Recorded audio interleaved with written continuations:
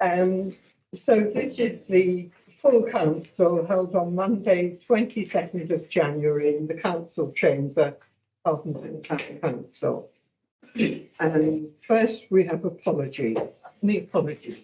Yes, thank you, Madam Mayor. We have 3 apologies this evening. Councillor Burrows has work commitments. Councillor Jane Ray has some personal matters to deal with, and Councillor Wen has a school appointment with her son this evening. So you're asked to approve those. Yes, so do we approve these? Yes. Now let's, the next declarations of interest. Do members have any interest to declare in relation to the agenda this evening? Yeah, I'll declare interest. Item 9.6 on the cricket pavilion. As I said before, my husband's treasurer at Harpenden Cricket Club. Okay, thank you. Any others? Also regarding 9.6, Madam Mayor, my son is a player for Harpenden Colts, and my other son was. So I've had a long-standing sort of family relationship with Harpenden Colts, who potentially will be a user of the pavilion. Yes, thank you. Anyone else? Very good. Sorry, Madam Mayor. Madam Mayor, just to confirm, those are both non-pecuniary interests. That's correct. Is that correct? Well, next, the Mayor's report. Last meeting, we were talking about the staff car parking at Avery Lane Car Park.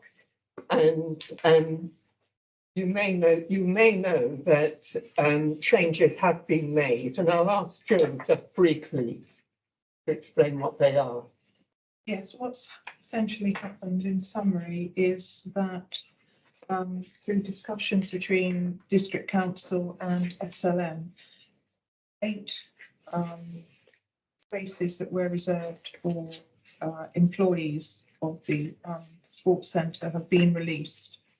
And following a review of disabled parking, another 10 spaces will be created from those disabled bays, which together will mean that there will be 18 car spaces returned to public use. I know this morning, as I think it was Councillor Wen pointed out, that you can't actually detect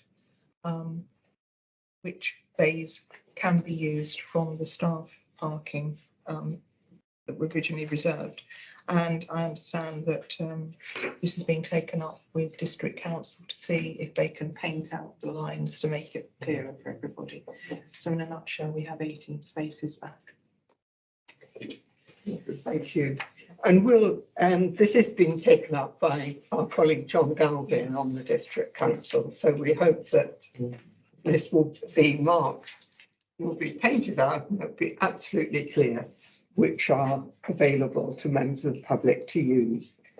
Another item I could mention in the Mayor's report is the wine tasting, which we're holding this year in conjunction with Majestic. Now, tickets are going very fast for this, but if anyone's interested in attending, please contact Jane Dewby, and several councillors are going to be there. Could you remind us of the date of that, please? Oh, it's the 23rd of February, sorry. Thank you. 23rd of February. I think it's 8 o'clock. And then tables of 6. Well, we'll go on to public questions now. Yes, none received, Madam Mayor. And no questions which have previously been submitted? That's correct, none received. No. Thank you. And so now to confirm the minutes of the council meeting. Is everyone happy to confirm these minutes? Ask for a quick show of hands. Yes, thank you. We now move to minutes of committees and working parties reporting to the council. Initially, the Corporate Policy and Finance Committee, and there are various resolutions there, one of which refers to item 9.2. Well, we're going to cover that when we get to 9.2. That's correct, Madam Mayor. Yes, yes. And so, Richard, would you like to just talk us through this, the recommendations to council? So these in the notes in. They appear in the agenda. Of course, okay. Right, so the Corporate Policy and Finance Committee has studied the work on the budget for the upcoming 4-year plan. Madam Mayor, so there's essentially 4 items here. What we're obviously doing is basing this on the plan for the council over the next 4 years. So essentially the objectives that we'd like to achieve. So it's in support of this. We've also considered the inflation in the cost base of the council, where it had very good support from the finance manager in terms of understanding the different inflation impacts, different cost items, some of which are contractual, others we've just had to sort of estimate and take a forecast. We also have to take into account the tax base and the potential income from district council as well. So quite a few things to take into account. And I think there's been a good discussion amongst all parties on the committee, Mayor, where we've had some good challenge and some good discussion. So what we have essentially resolved is the following. 4 items. I have to put my glasses on now to read the text here. Anyway, so the total budgets for the current financial year, £1.9 million, and this is detailed in Appendix A of the papers. We're recommending to council a precept for the coming financial year of £1.55 million, and this represents a council tax of £106.65 for a Band D property. There's a base council tax figure of £14,572 that we'd like the council to note. And we've also detailed our medium-term financial strategy in Appendix A of the pack here. So with that, all those resolutions have been passed by the Corporate Policy and Finance Committee. Yes, thank you. And then the risk management strategy. Right. The second item there is we've also reviewed the risk management strategy, which from a personal basis I thought was pretty mature and didn't require much further work. But there's the risk management strategy and a risk register, both of which have also been passed by the Corporate Policy and Finance Committee. And we'd also like the council to support this risk management and risk register as well. Thank you. So can I ask council to approve this? So, Madam Mayor, Do I need- yes, Madam Mayor, there's 2 items Yeah. relating to both of those. So Oh, we you'll need pick those to- up. You'll pick those up later in the agenda. Thank you. Yes, of course, 9.3 there. Yes, thank you. Well, the minutes of the planning committee meetings have previously been circulated. I think we can just take those as read. And that takes us on to nominations for mayor and deputy mayor. And there's quite a show of hands on WhatsApp, so it'll be a race. Do I have a nomination for mayor for the period 24 to 25? Councillor Hens. Thank you, Madam Mayor. I'd like to nominate Councillor Liver for Mayor for the period 24 to 25. Thank you. And do we have a seconder for that? Yes, I'll say that. Thank you. And do we take the deputy mayor ones and vote on them all at once? Madam Mayor, I think in this instance, you may wish to just vote on the mayoral Right. appointment to start So with. we'll vote on the mayoral one. Does everyone agree with that? Yes, full house. Thank you. And now nominations for deputy mayor. Hi, I'd like to nominate councillor Jill Haynes as deputy mayor. Do we have a seconder for that? So I'll second. Thank you, Vicky. And so can I ask for a show of hands to approve that? Thank you. That's everyone approving. Excellent. Thank you very much. We now move to officers' reports, and so it's the forward planner and resolution tracker. Do you have anything to say to us on that? Yes, Madam Mayor, just very briefly on this. You'll be familiar with this item now. It's a standing item on council agenda. The one thing I would just like to add in relation to the resolution tracker, in relation to the flooding item, is that we continue to liaise with the county council and other partners as to flooding matters across the whole town. We are keen to still hold a stakeholder meeting to bring everybody together at the town hall and hopefully we should have an update on dates of that pretty soon. And the only other thing to add is you may have noticed that the corner of Leighton Road was closed today, much to our surprise at the time. But the good news we understand is they're actually replacing the drainage basin or the bucket, because one of the two issues that we found in our most recent exploratory work last year, one was that it hadn't been cleaned out for a period of time, and that work got carried out. And the second was the bucket that the rainwater first, or surface water first goes into, didn't have a great deal of capacity itself. So that work that's carried out today has actually increased the capacity of the bucket itself, so it should be able to take more water off that area of road. So that in itself is a positive improvement, I think, assuming that gets finished. I understand that that's going to take all week to do. So if you're coming around Leighton Road, Yes. beware. Yes, thank you. It's good news though, isn't it? Thank you. And we now move on to the budget. Sorry, Madam Mayor, just on that report, we do have a recommendation Oh, sorry. on the forward plan. Just approve the removal of any items on there that are marked as complete. Oh, yes. So can we resolve to remove all the completed items? There's agreement. Thank you. Right, we're on to the budget now. Yes. Would you like to speak on the budget? Yes, Madam Mayor, actually, Councillor Scott did a great introduction. So there is not a great deal for me to add. The only thing I would add is I think that Council and Committee have seen this budget evolve at various stages since September. That's one of the benefits of running that sort of iterative process here. You get to sit in September and at various points along its journey as we find out more and more around the concrete changes that will impact it. The key thing I would just point out, two key things in relation to percentages. One is that we were working to a maximum of 9.11% precept increase, which you'll see is down now to 8.4, so that's a positive. But actually, in real terms, that increase for Harpenden residents in relation to our services and assets will be more like 7.65. And the reason for that is because the special expenses that are charged at district level will change slightly in relation to public conveniences.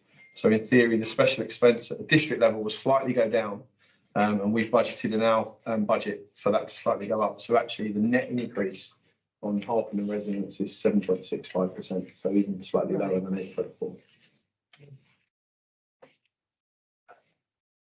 Thank you very much.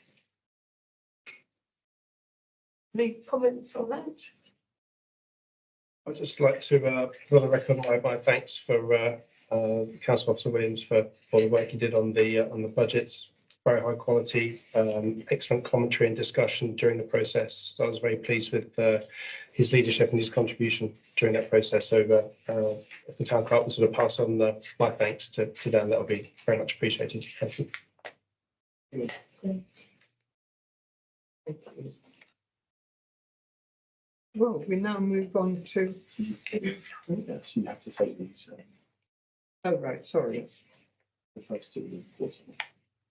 Right. Council is asked on page 12 to approve the total budget for 24 to 25, and that's the figure that Richard read out before. 1,948,740 pounds, if you see what I mean. 1,948,740 pounds is set out in Appendix A, and so we approve it as it is. Absolutely, yes, Madam Mayor. Yeah, so take a can I note ask of for it. this to be approved, please? You all approve it. Thank you very much. That's unanimous. And then secondly, to approve the Harpenden Town Council precept for 24-25 of 1,554,210, representing a council tax base bandy equivalent, as Richard said, of £106.65. And does everyone approve that? Thank you. And we note the council tax base figure and note the medium-term financial strategy included in Appendix A. Yeah. Thank you. The next item was the calendar of meetings, which is on page 34 to 35. Oh, I missed out risk management. Sorry, I'm not doing very well here. That's page 20 to 32. Yes, Madam Mayor. So again, as Councillor Scott has introduced, there's a lot of work that's gone into this amongst the subcommittee that is chaired by Councillor Chong, and then the CPF in itself. So what you have in front of you this evening is the recommendations that are taken from CPF. So nothing for me to add by way of instruction, but very happy to take any questions or comments on them, Madam Mayor. And you do have 2 recommendations to approve within this report. Yeah, so any comments on this? Nicole, when we had our discussion at the finance committee meeting, you weren't there, and I think it was Councillor Ray's suggestion that we look at the top 10 risks. I haven't heard what your view is on that, and obviously as a group, I know we respect your view. I just wondered whether you were happy with that suggestion, that it wasn't creating lots of work for people that already had too much on their plates, and you didn't feel that it was necessary, or whether you thought it was something that was a sensible suggestion. You'd be happy to support us on that. Yes, Madam Mayor. So I think it's a sensible suggestion, and it won't create a great deal of extra work other than the startup where actually we decide what those key things are. Essentially, the way it is at the moment, Madam Mayor, is that we review all risks, and it's a very detailed approach. So essentially, I think having watched the committee soon after and listened to the discussion, I think essentially it'd be quite straightforward for us to do, and it's essentially going to delve into a certain number of those risks in particular. We've already started having some conversations as a management team about it to see how we produce a kind of probably a suite of slightly more than 10 to bring to a future meeting to then kind of home down. So from our point of view, there's plenty of work that goes into it already. So it's a case of actually identifying a subset that you want to look at in even greater detail and monitor even more closely. So good idea, easy for us to implement, and we're taking action. Right. Thank you. Thank you. Anyone else? I'm particularly interested just seeing the risk categories and find that useful, just as they on page 8.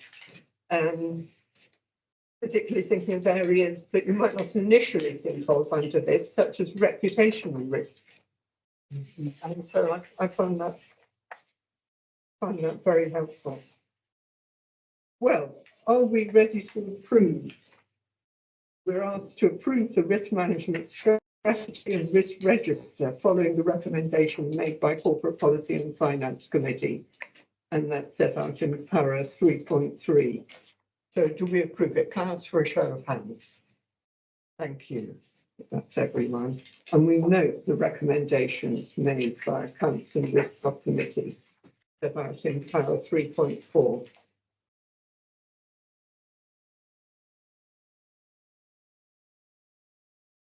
I think we now move on to the calendar. We do, Madam Mayor. Yeah, we now move on to the calendar, the municipal calendar of meetings, and we are asked to approve this. Any comments on the calendar of meetings from anyone? Oh, Councillor Heritage.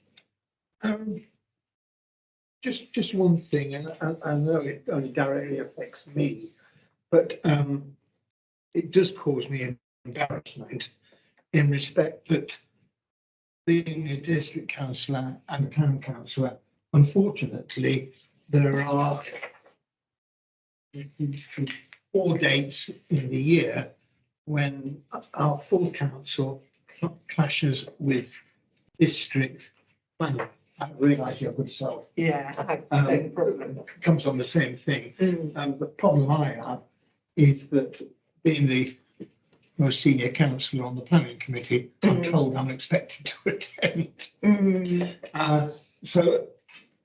there's no replacement for me on planning because there's only 2 Conservatives. Yeah. And then one of them on planning. So it's embarrassing. I will, as I did a few weeks ago, try and get to both. If I've got a chauffeur outside to whisk me, the planning meeting finishes early, I can try and get here before your meeting. It was the night that the Hopper presentation was, so I did try and get here for it. But it's just, I don't like arriving at meetings late. But it's just, I did ask District to look into this several years ago, because I've been on planning for 12 years now. Several years ago, they agreed that they would make sure that there were no other meetings on the night. But because they've changed planning at District to a 3-week cycle now, it's always going to clash somewhere along the line. So I'll just really raise my concern. I have already raised it with District. My concern of the two clashing, and they also said they'd look into it, but it has to be on a Monday night for legal reasons. I don't know what they are. Hancock, have you got any thoughts on that? Yeah, I've got some thoughts, Madam Mayor. I think that essentially it's a really tricky one. All I can do is talk you through the process we go through, and that is that we cross-reference district council meetings as part of pulling this together. And historically, we were able to rejig and avoid almost all of them. The issue we've got now is that with, as Councillor Heritage pointed out, the change in the frequency of the planning committees at District make it almost impossible for us not to clash on a Monday. We would have to fundamentally change our whole council schedule.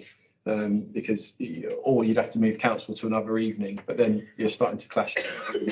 So as an example, if we move council a week before, we would have to then move CPF and CSC a week before, and then you're actually getting into different months. So I understand it's very tricky. We do what we can to avoid clashes, but that planning is the last one that that we can't really avoid. So that's why we've got it set out. I think it is worth saying that you well know, because of the change in the call-in, the way call-ins are handled now, that there are fewer planning meetings at District, and they quite often are cancelled for lack of business. When they happen, of course, they're pretty demanding, as we both know. I don't think there's anything we can do to change it, really. No.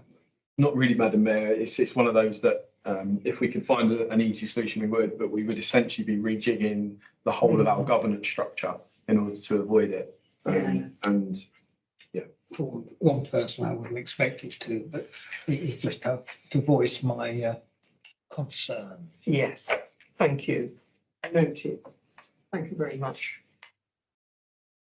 Any other comments on the calendar? No, well, otherwise that means it's fixed. And therefore, if people want to make notes in their diaries, now is the time. do you have some hard copies, Madam Mayor, if anyone wishes to take? Yeah. We are in it.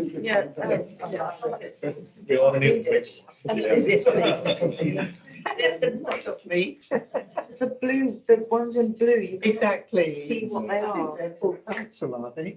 They are, yeah. Yeah. The blues can't see that. Yeah. Can't come to that one, can't see it.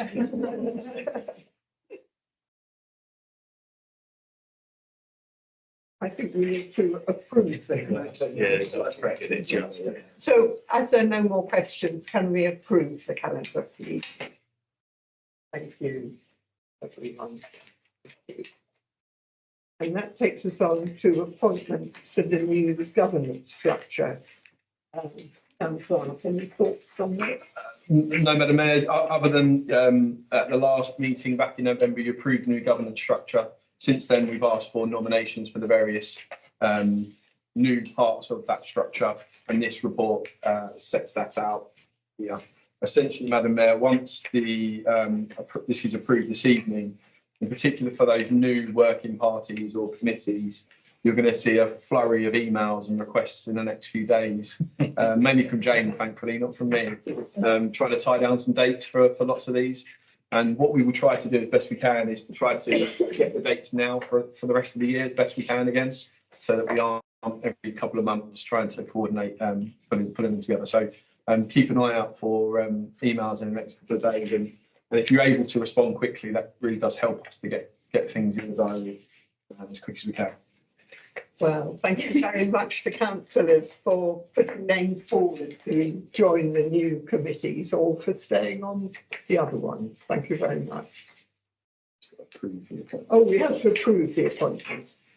So can I ask for a show of hands to approve the appointments? Yes, thank you.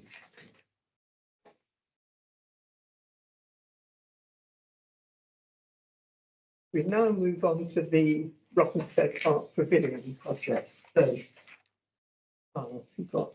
Yes, thank you, Madam Mayor. If it's okay, I'm just going to get some slides up just to bring some of the images to life a bit more. Excuse me while that awful image pops up. Thankfully, no one at home can see that. There's a bug in the system. I can't find it, and so I can't get rid of it.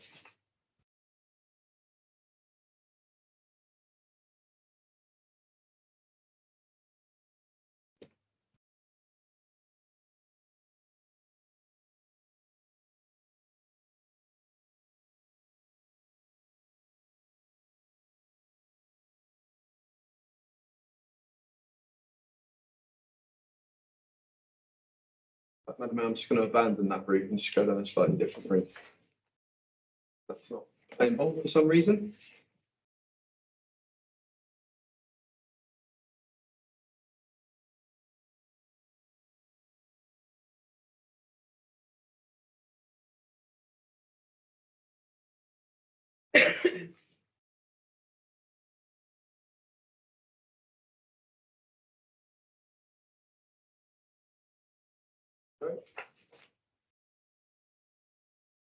Seamless. So, Madam Mayor, councillors, what you have in front of you this evening in your report pack is essentially the design access statement for the pavilion project that we've been working on for some time, and council has looked at a number of times now and received a number of updates. You're asked this evening to approve the design and access statement, which essentially brings together lots of the conversation and action points from previous meetings.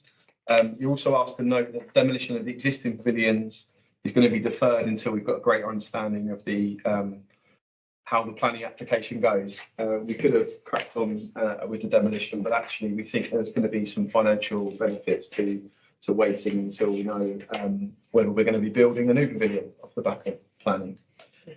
You're also asked to note that the detailed proposals for any changes to the Orchard Avenue Pavilion car park area has also been deferred and isn't part of the formal application, although you'll note that it is referenced in the design statement itself. So just in terms of just a few images, I just thought I'd bring them up on the screen just to bring them to life a bit more.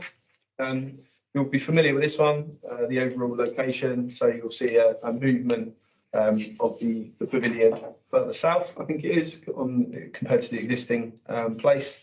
In your pack, you will see the most recent floor plan. On this slide, what I thought I would just do is flag up the floor plan that you saw at the last meeting, which is on the left-hand side. Now, these sorts of projects are kind of evolve. And so the key changes that we've taken on board to decrease the overall footprint of the site, because when it goes to planning, they will look at not just the building, but they'll look at the patio area in the yard, and that becomes the overall footprint. The larger the footprint, in theory, the larger the impact on Greenbelt, and therefore the more challenging it is to secure planning permission. So you'll broadly, hopefully, see some key changes to the version putting forward. Is no patio down the left-hand side. Kind of feel like it's not necessary. Probably 1.5, 2 slabs lost along the front. And then a redesign of the right-hand side, what's got essentially the yard just sits at the back of the building now, and the patio covers some of that area that was set out before.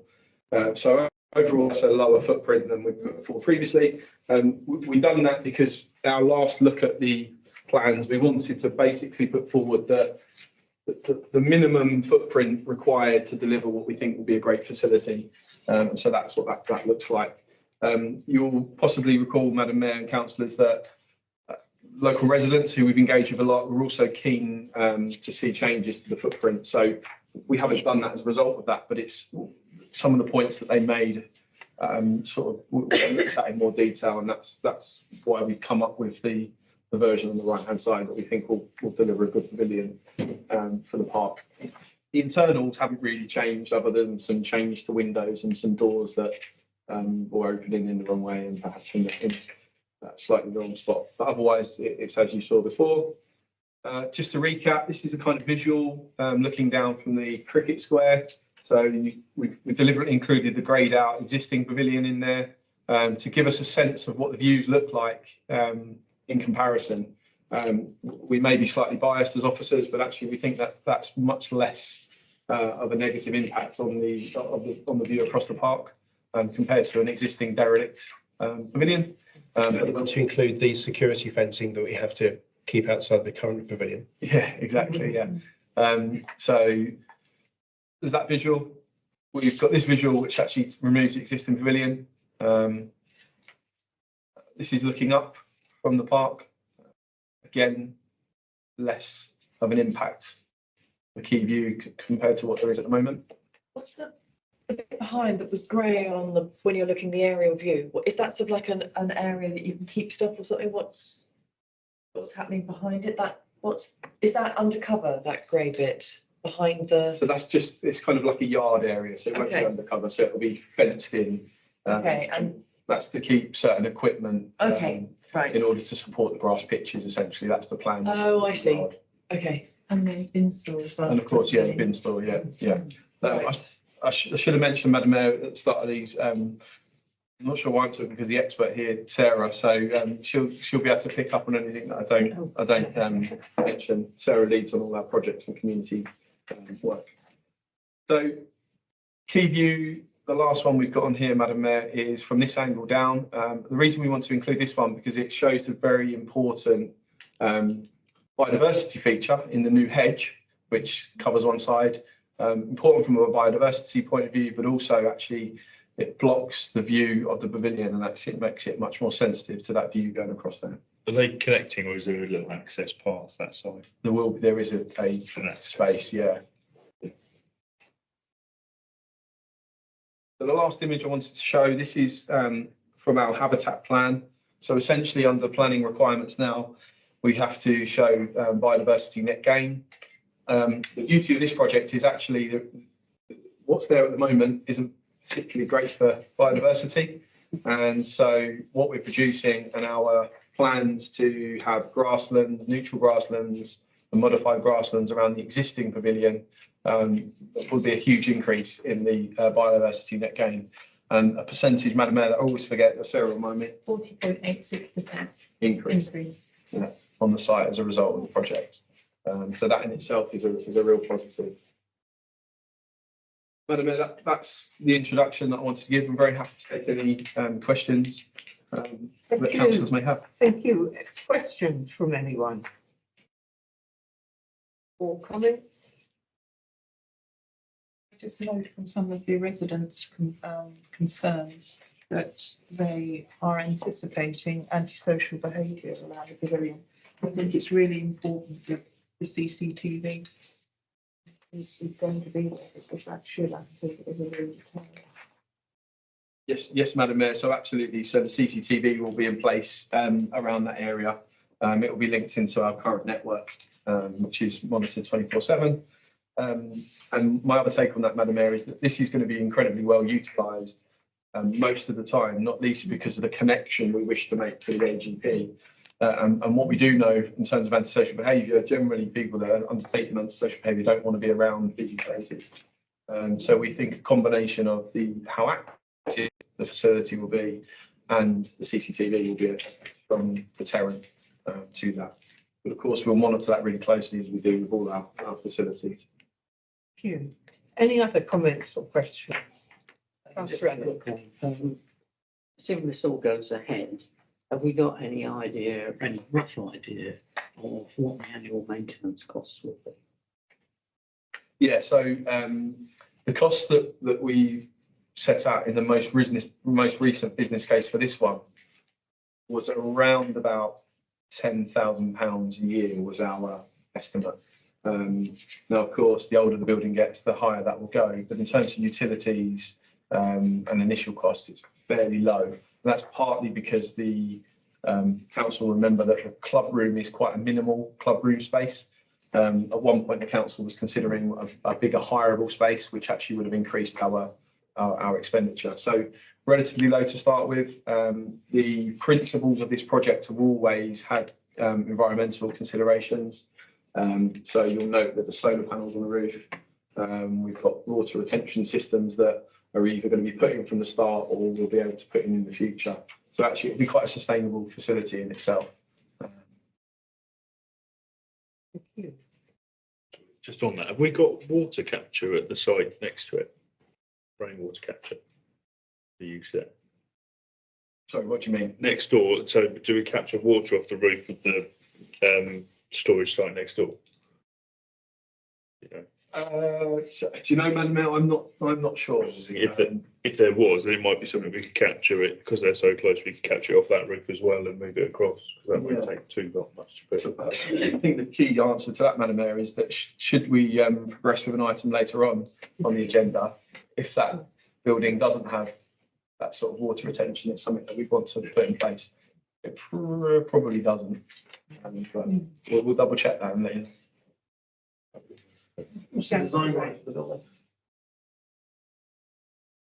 The original brief was 25 years. Yeah. I noted that one of the residents was raising objections about the canopy. Has that been removed from there?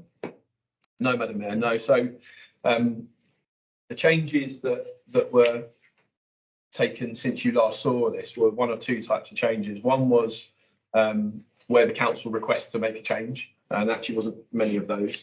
And the second was that where we've addressed the design side of things on the footprint in particular. So because the canopy was raised at the last meeting and wasn't taken forward as a change, and I think I recall at the time councillors themselves weren't too convinced that it should be removed.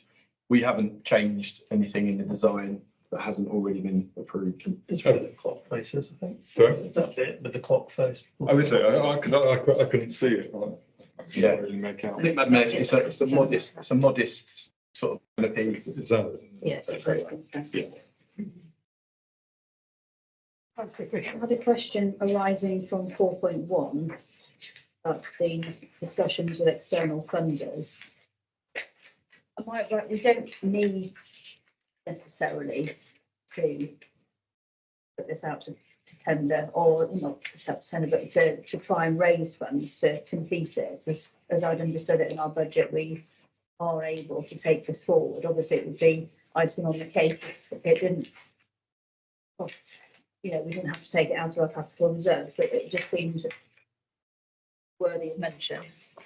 Yeah, Madam Mayor, so we do need to secure some external funding to deliver this project. Right. The external funding that we're seeking to achieve is about £250,000. That won't be loans though. No, so the funding we're looking to achieve is from the Football Foundation. And yes, Madam Mayor. So probably nothing more I can add on this in public. I'm happy to, if we move to exempt business later on, perhaps I can just give further answer to that question. So another point I was going to make, expecting an answer along those lines, was obviously there are going to be several users. And obviously you have different types of users with different types of kit for different sports. Little boys and little girls who've been running around on grass courts and things can be extremely muddy and very mucky and not very considerate of other people because that's in their nature not to be. And then you have cricketers who will expect the place to look immaculate when they arrive if they're hosting teams from other places to have their lovely summer afternoon teas. What sort of regime is going to be put into place to make sure it's going to be kept clean and tidy, boot free, kit free, mucky kid kit free? Yeah. Yeah, so £10,000 isn't going to scratch the surface. yeah, so Madam Mayor, it's a good point, and that £10,000 is based upon a model that is based on close partnership working. So the AGP at the moment is a good parallel example where we have a very tight knit three-way partnership between us, the Colts, and Town FC. And with that tight partnership, we don't tend to let many other people into that because you get a sense of ownership and a sense of management. So the pavilion itself, the plan is to go forward on a similar footing. So like those that will have licenses to use it, we expect to be one of our key partners, and part of their role is to help us look after it. So that will be the same for the Colts, the cricket club, or anybody else. Now, of course, had this been a facility that we were looking at lots of commercial hirers, then our costs would have gone up for cleaning and caretaking. But because we are trying to keep this as quite a tight-knit partnership, there are expectations on those partners to help us look after it, to kind of keep costs, but also keep it in a good condition. My final point on it, and I'm sorry, I didn't want to blather on, but the final point was, I don't know if this is going to be quite a good learning exercise for this council, the new council members, because over the time that we've been here, we have sort of taken steps to listen to the residents to try and make sure that their concerns are being listened to. So physically, it's got a bit smaller. We've listened to their concerns. It's got lower. We don't have that room to let it out. So obviously, we're not going to get revenue from that. I can see that, you know, the argument goes both ways. So we have bent over backwards to make sure that they've got what they want, but then we are missing out on key revenue as well. And it would be a good learning exercise for us to see whether that is successful or whether actually that sort of perhaps putting too much emphasis on local residents at the expense of the benefit for a wider community, because now we've effectively got 3 clubs using this as opposed to the Harpenden community as a whole.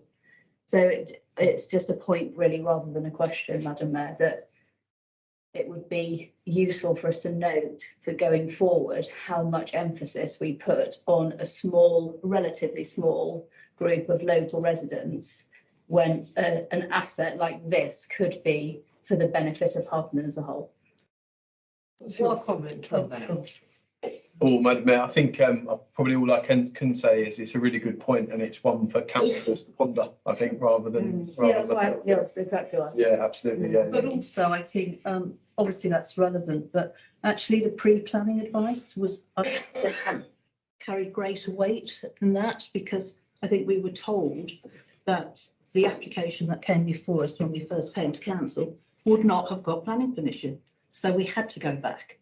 So surely that is the most important reason, actually, rather than bowing to local residents, in my view. Well, I think we certainly aim to take a lot of care over listening to local residents, but we do have to consider the wider community as well, as Councillor Fisher says. So, and I think on the subject of the cost, is it not the case that our costs would have been higher had we had the hiring space and we made a commercial decision not to go ahead?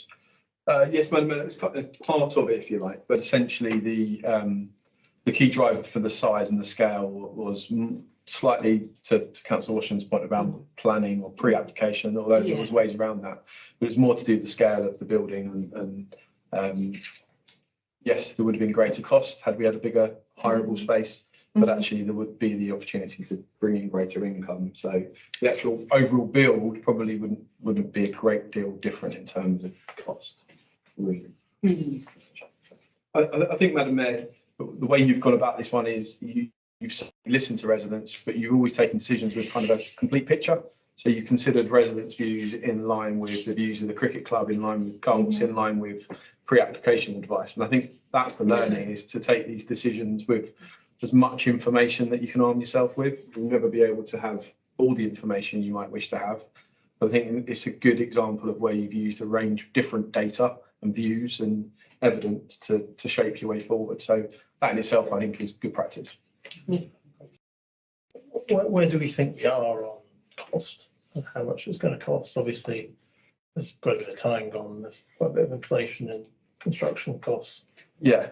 In the wider do we think we're still comfortable it's the right number that's in the budget, or?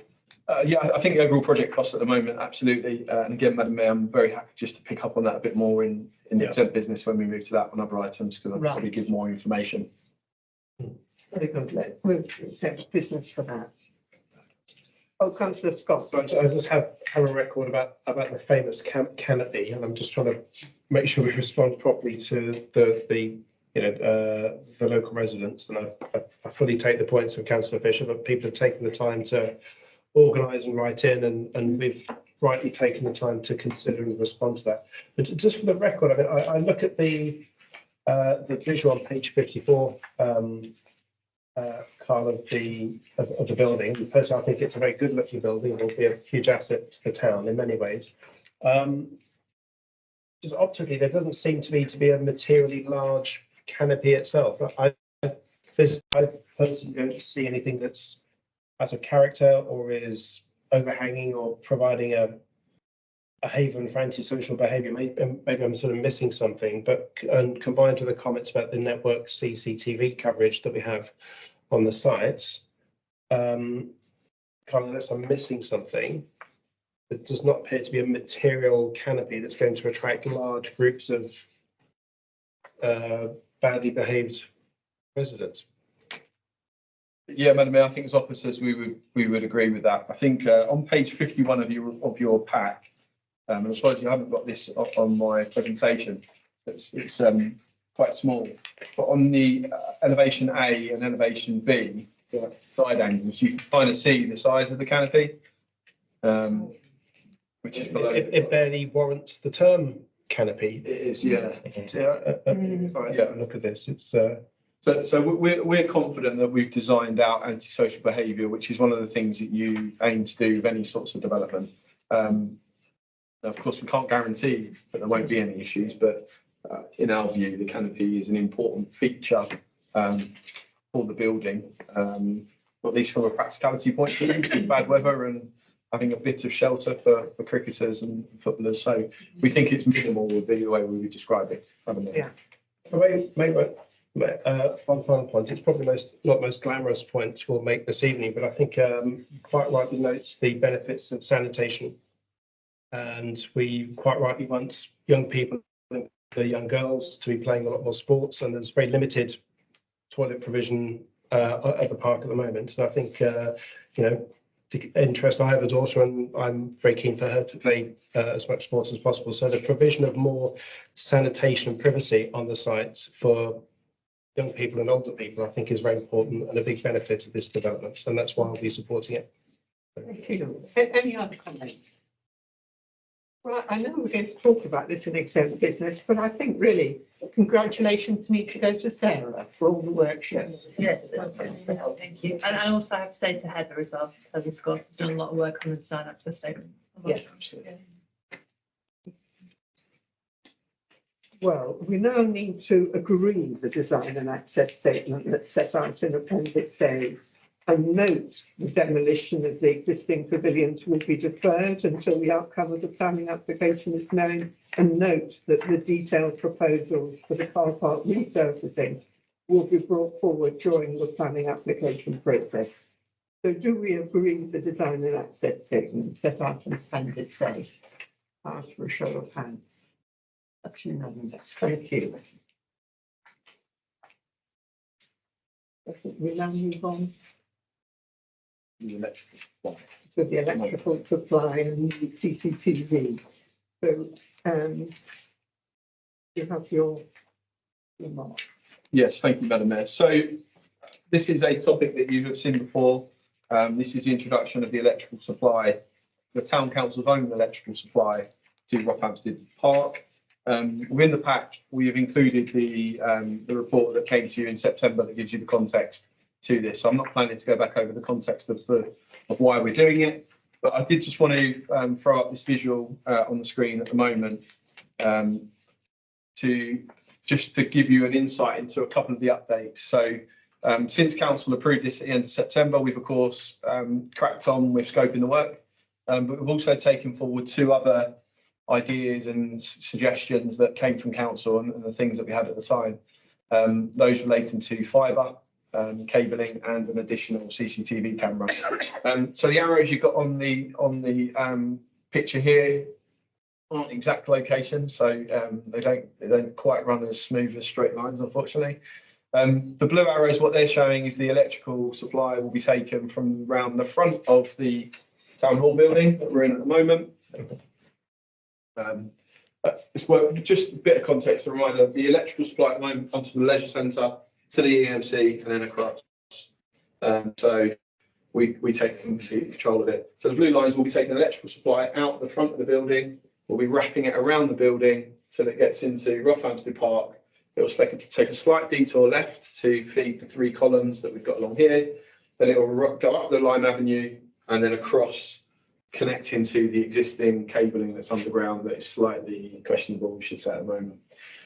One addition from the last council meeting, we're also going to put fibre cabling under there as well now. So what that means is the CCTV cameras, the camera that we have already and the new camera that we're proposing won't require to be sending their signal to the Wi-Fi receiver that's on the roof here. We were very lucky when we put this camera in here that there's actually a natural gap in the tree so it can just see through to the receiver. So the fibre means that we don't have to worry about that anymore. So the fibre was the first addition. The second addition was this additional CCTV camera, which is the orange arrows and the star. So the key reason why we couldn't do that before was because of power supply, and also we couldn't get the signal across to the Wi-Fi.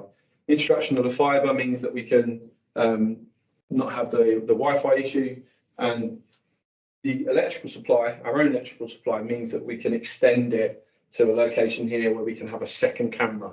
That's really important because, as we know at the moment, this area is the real hotspot for antisocial behaviour in the park. Thousands of pounds worth of damage has been occurred in recent months and years probably.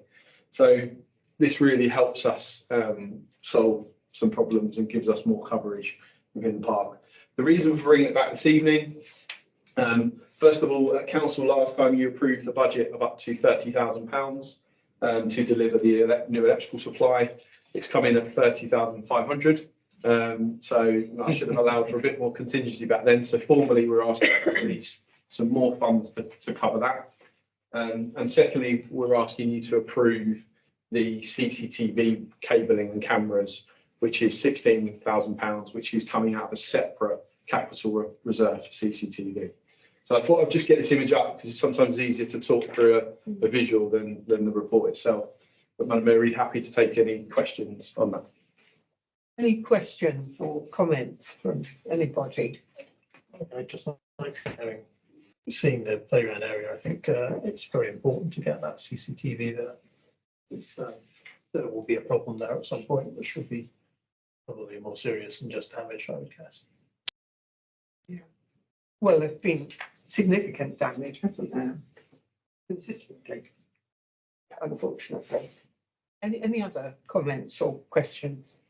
Yes. So if we are successful in our application for the pavilion, will we use the same power cables and things going up to, because it's obviously further up, isn't it, top left, sort of beyond that car park?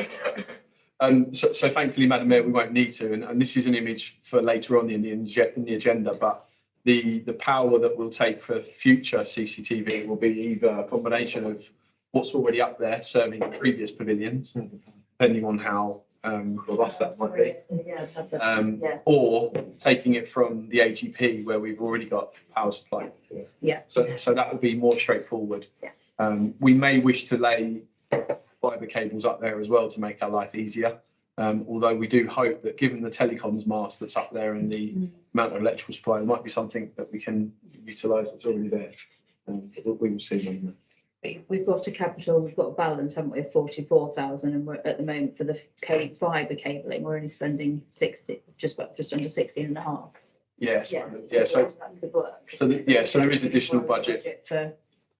Yeah. So Madam Mayor, we're probably on phase 3 of our CCTV additions. So the first 2 phases have been in relation to Rothamsted Park, because the existing camera that's there wasn't there that long ago. So what will happen as part of our capital expenditure programme will bring forward future options for other CCTV across the town. And our CCTV infrastructure generally works in two ways, but it's all crime and disorder focused. So clearly the ones in this area are around live antisocial behaviour issues. Actually, there's three: live antisocial behaviour issues, there's the protection of buildings and assets, and also there's cameras around the town that are to help wider crime matters and to help the police. So you'll know there's various cameras in and around the town, and there's actually a gap in provision on Batford at the moment. There used to be a camera on Batford Green, which was really crucial for the police and the community protection team to capture people cut journeys in and out along the Lower Ruton Road. So we're working with colleagues in district to get a new camera, but on our land in that area that will give them coverage that they had before. So again, those sort of proposals will come back into committee for consideration against that budget. Can I ask how many CCTV are in these areas? So there's one at the moment. One at the moment next to the tennis court, Yeah, so and there's another one in the Star.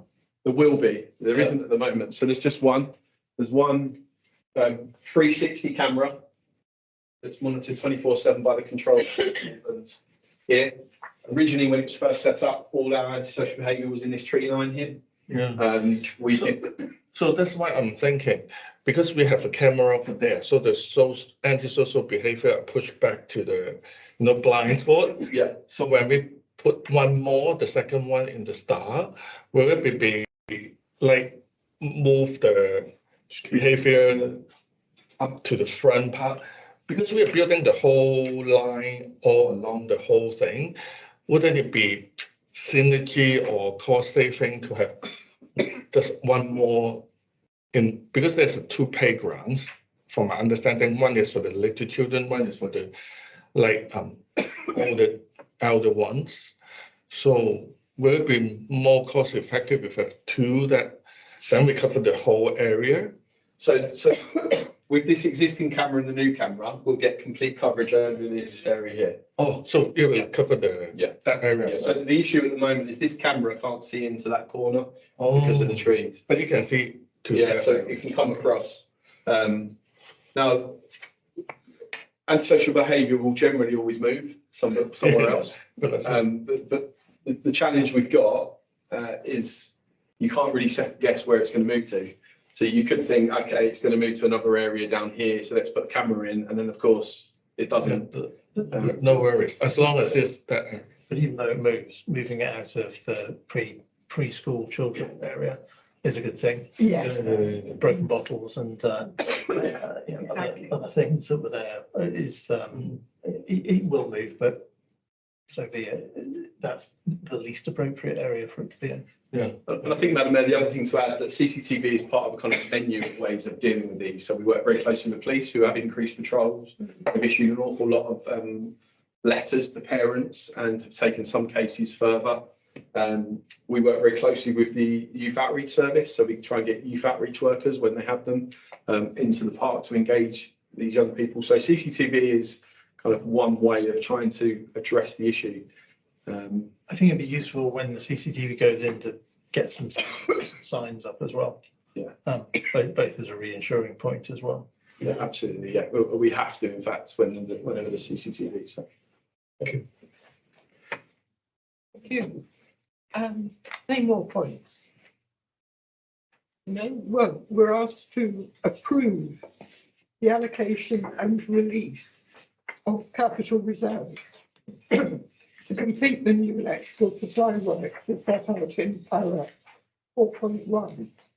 So do we approve those? Show of hands, please. Thank you.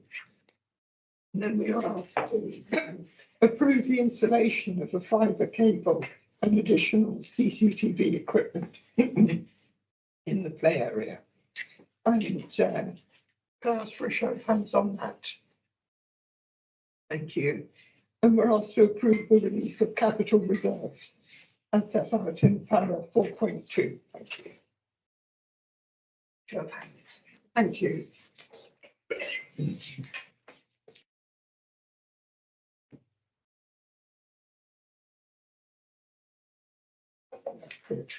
Yes, thank you, Madam Mayor. That one. And on to the next item, which is the Harpenden Hopper and citizens advice. Yes. Yes, thank you, Madam Mayor. So council would be familiar with these two items. You had a presentation at the last meeting, and we deliberately had a presentation and then deferred the decision on future SLAs just to give a bit of time to mull over what you heard, and also for officers to bring forward their recommendations as well.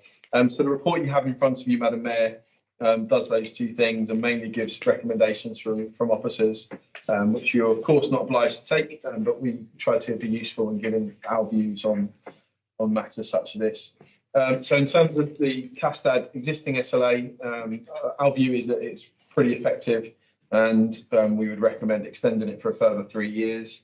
The second recommendation is in relation to the additional services that are suggested, which is in the form of a coordinator kind of enabling role to go out to other community groups to where vulnerable people may actually be, and to provide support and guidance to them in their places, as opposed to trying to rely on people to come to a community hall at a certain time each week.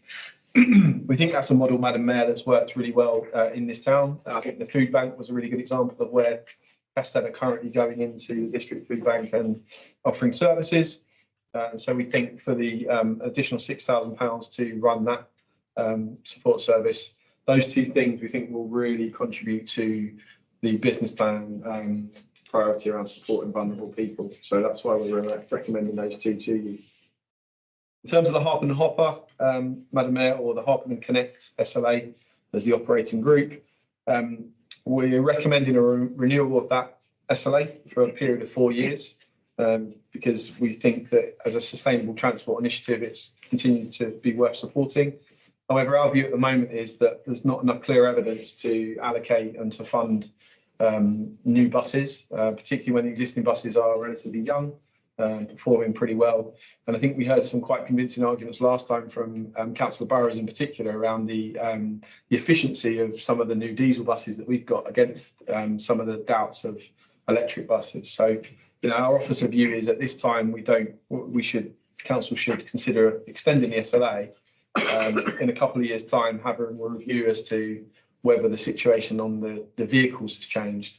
But until then, not buying new vehicles and allocating the existing capital that we have sitting there in our reserves. Madam Mayor, that's my introduction on that one. Thank you. Thank you. Any comments or questions? Councillor Fisher. The last point that Carl just made there was that we should review that in 2 years, but all of the capital reserves are basically just going to go back. And I wonder whether sort of having a flag on our file, so that when we come to have a look at the budget next time, it might be something that we sort of take back out again in readiness for that 2-year review, rather than in 2 years saying, oh gosh, they really desperately need some new minibuses, and then having to wait a further year to get money back out for them. And in the meantime, the service possibly suffering. And then when we come to review it in 4 years, saying, well, it wasn't very good, was it? And it was like, well, no wonder, because they didn't have the right buses. It just seemed to me that if we just put a note and a flag on it, it might be useful. Yeah, so Madam Mayor, just to confirm that the council can allocate capital reserves at any point. It doesn't have to do that through the budget setting process. So you don't have to wait for annual cycle of budget setting in order to allocate a capital reserve again. So and the 2-year review, that's really on the vehicle side of things. Of course, what you will receive is the quarterly updates on SLAs that you get anyway. So there'll be plenty of opportunities to almost have a look at kind of checkpoints to see whether there is some different information that may wish council to reconsider their position. Right, okay. So you don't have to wait for an annual cycle to do that. Right. Thank you. The buses on the Harpenden Hopper, the buses are going to be replaced at some point, aren't they? Isn't it prudent to, squirrel away some money just as a reserve, so that whilst we don't know precisely what sort of buses we're going to get, we don't have to go through this unallocate, reallocate process. I think what's the advantage of why don't we just hold the reserve as it is? It is an option, Madam Mayor. I think normally from our accounting point of view, we would earmark reserves that are going to be for kind of not immediate spend, but in realistic prospects of being spent soon. I think there's a wider question for council to consider, and that is at the point of the vehicles need replacing, is it the council's job to replace them? I think that's a wider point for council. You could keep it allocated. We would normally, when there's not sort of any near prospect of that funding being spent on something where it doesn't have a clear agreed council project or initiative, we would always recommend putting it, unallocating it. Council could decide to keep it allocated if they wish to. Doesn't this all connect into this transport group ultimately? As I see it, which is going to have a look on the back of some of the other things around lots of different things, be it the bus service, I don't know, be it improved bike parking or parking or whatever it might be. Surely it feels like there's going to be some sort of capital piece. I was wondering whether that capital reserve should be turned into more something which is for transportation works as a whole, which might be the buses or might be other things. What do you think about that, Carl? Yeah, I mean, Madam Mayor, you could do. I mean, it's currently essentially allocated for Hopper for a sustainable transport scheme. You could unallocate it for the specific Hopper use, and Councillor Ray suggests have it as an allocated pot for sustainable transport initiatives, and keep that you are then creating a pot for the transport partnership to work with, quite a healthy one. I just think from an accounting point of view and an audit point of view, you should look to, if you're going to take these other recommendations around the Hopper, you should look to do something with it, because it is a large sum, and it is the sort of thing that audit would look at and go, why is that still there when there isn't the actual way forward to utilise it? Yeah. And that could have, after all, we're jumping the gun slightly on the transportation partnership because they haven't even met yet. And we haven't got the chairman here this evening, Kirsty. And so if they haven't met, it's a bit premature perhaps to start allocating money for them now. It's different if it was a couple of grand, but it's not, it's a lot of money, isn't it? Yeah, it is a large sum of money. Yeah. Yeah, I mean, Madam Mayor, there is also a strategic tactical point sometimes not to go into partnerships with large £100,000 behind you. Yes.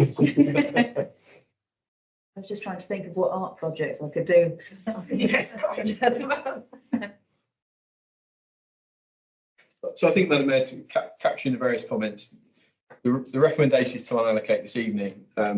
However, which is the right thing to do from an accountancy audit point of view, but it would be quite easy to address that at another point and allocate it to either this again or something else.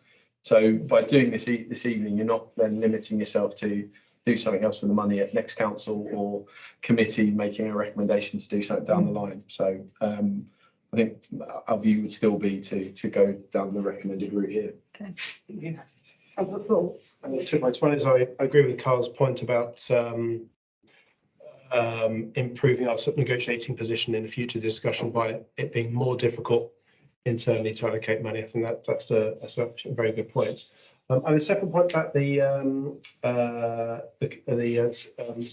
Citizens Advice Service, which we review as part of the Corporate Policy and Finance Committee, I personally find that very insightful reporting. This is a request, not a requirement, but the reports we get back are like a snapshot of what's happened within a particular time period. And there's lots of really good detail about who's requesting and what type of services. I think it'd be very helpful, certainly for me and possibly the other members of the committee that look at this, to see some sort of how they change over time. So the reports, sort of quarter by quarter or whatever the time period is over a 12-month or something, because I think the town is changing, but it'd just be a helpful insight into how the town is changing and any trends in the services. But I think, Carl, that would be a request rather than a requirement in the service level. Yeah, I think, Madam Mayor, I think that was a point well made to June Chapman at the last meeting. I think she totally took that away and is going to produce that for future updates. Yeah. Very good, thank you. Anything else on Citizens Advice? Well, we're asked to approve the renewal of the Castad SLA for a further 3 years. And as set out in para 3.2 to 3.3 and also 4.1. Should I take these all together? You can do, Madam Mayor. Yeah. Also, a new SLA for Castad relation to additional services. The renewal of the Harpenden Connect brackets Harpenden Hopper for a period of 4 years. Unallocating 100,000 funds currently set aside in capital reserves for hopper bus replacement. So we would approve the unallocating of these funds. So could I ask for a show of hands to see which councillors approve that? All four. Yes, asked to approve it. Can we take them separately? Of course we can So, take them separately. I'm going to vote against unallocating. Right. Well, let's take the first 3 together, and who would approve the first 3 together? A show of hands. And then the last item, the unallocating. Can I ask who would approve that? Thank you. That's still carried. Yes, Madam Mayor. Would you? And those against? Oh, 3 against. It sends a sign, which is not helpful. Thank you. We're now moving into the exempt business. Yes, Madam Mayor. So in view of the confidential nature of the following items, we are asking council this evening to vote that we approve that we move into exempt business in order to take those items. Yeah. So show of hands to move into exempt business. Thank you. That's everyone.